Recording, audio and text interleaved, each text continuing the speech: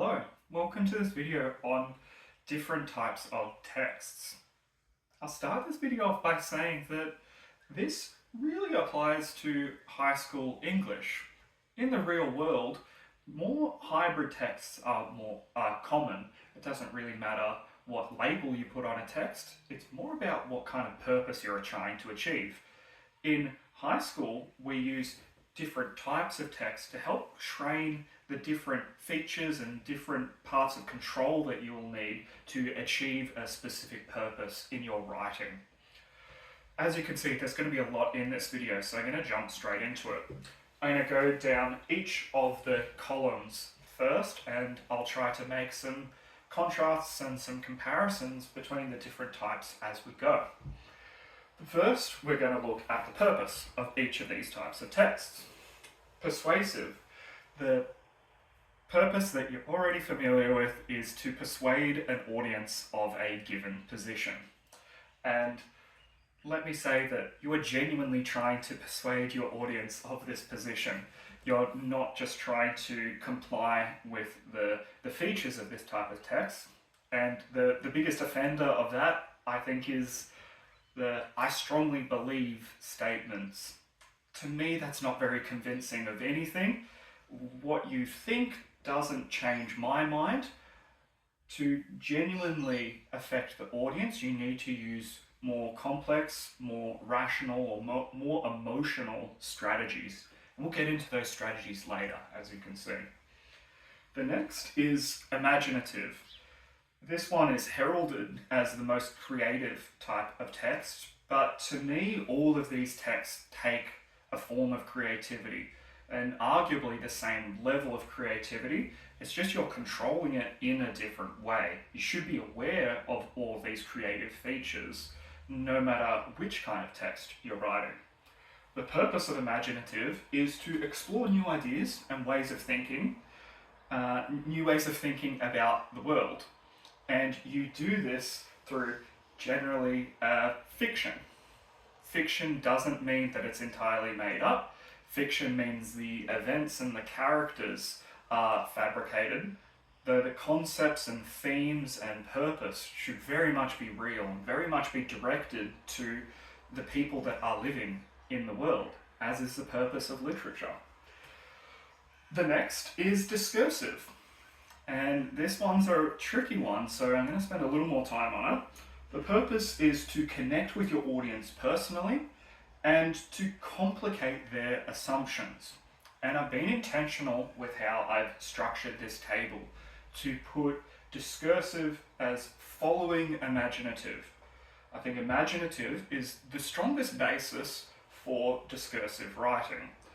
Discursive writing is not so much about showing that there is one idea and then there's alternates to that idea.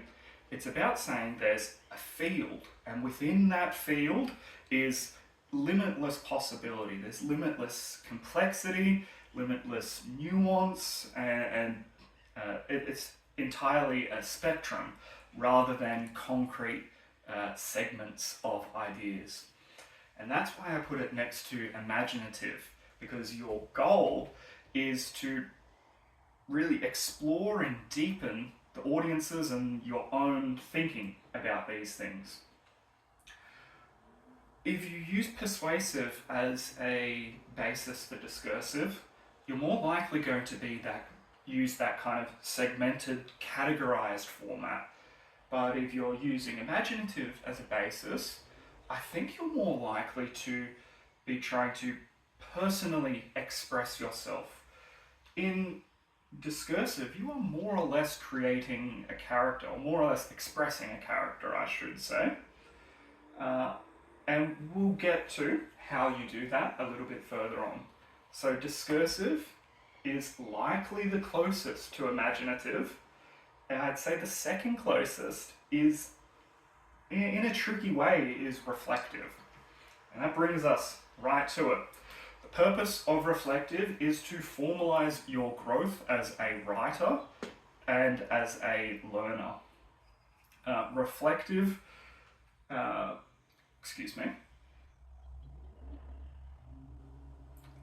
Reflective has a lot of similarities with analytical. The purpose of reflective is very much to look inwards but express outwards. It isn't as much of a stylized type of text, but it does take a mature control of language to produce nicely. I'm going to pause here to note that these first four are what we call the Mod C types of text. In Year 12, you have a module called Module C, Craft of Writing, and in that module, look, that module might change in the next few years, so datedness warning. These three texts are the stylish, creative types of texts that stick out as having their own alternate purpose.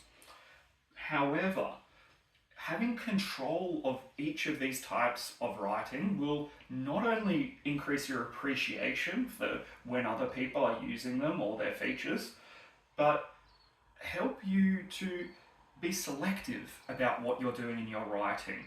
And it might only be a sentence here or there, or it might be a word here or there, but the more comfort you have in controlling these styles, the more that you'll be comfortable in writing in general. And that is the purpose. The goal of high school English isn't to just be able to write a nice, pretty essay. It's to be able to write and to think and to express yourself. Reflective as well. Reflective stands out a little bit. It has its own place in Module C, but I don't think it should be under taught. I think most of understanding reflective, most of being able to write a great reflective text is being able to write a great analytical text, and then understanding the different purpose of reflective, then borrow the conventions and styles that you would develop writing your analytical text. You then apply that to reflective in a new context. And in the real world, you're very much going to be borrowing and moving between these for a more authentic,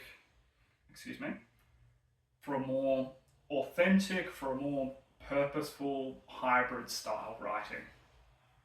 And I'll end here with analytical. I'm not going to go into it too much, but I believe it should be laid out alongside these, as these all require creativity.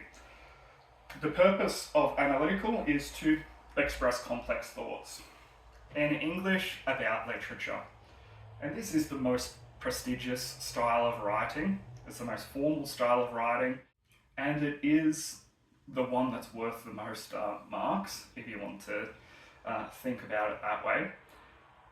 But it doesn't stand alone. It is just writing as much as all of these others.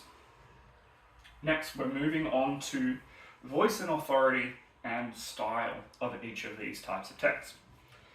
To begin with is persuasive, and we'll say the style is rhetorical. Rhetorical meaning anything that can be done to convince the audience. Any language structure, any words that can be used, that is what persuasive is aiming for.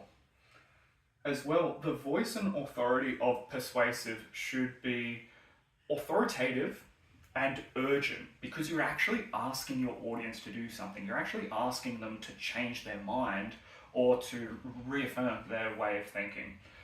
So write that down.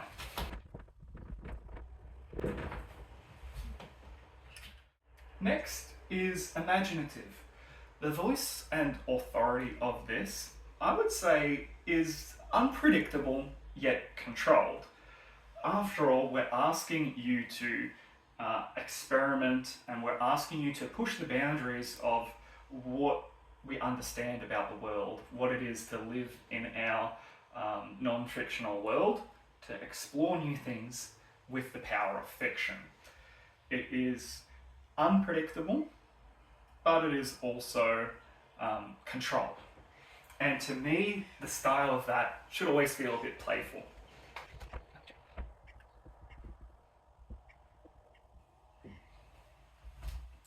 Following, we have discursive.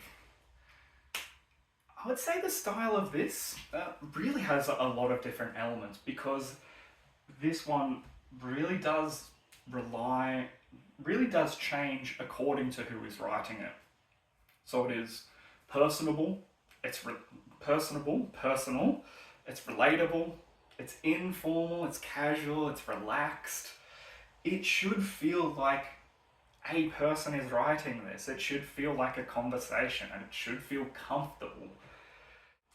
It should be unrestricted and experimental.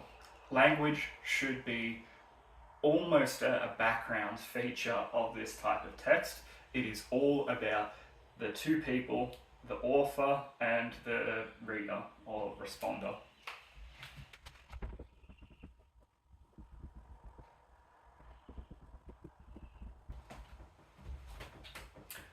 Now on to reflective. And again, an intentional structural feature of this table is that I had put it right next to analytical. And the voice and authority of reflective, critical, and improvement focused. When I say critical, I don't mean to be harsh on the work that you've done, but it is about critique of what you've done, to say what, in terms of product, what has worked and what your goal was in creating that product. So critical and improvement focused.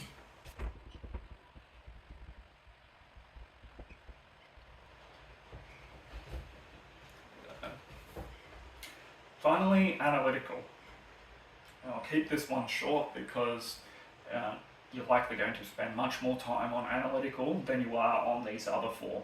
Analytical should be perceptive and it should be investigative.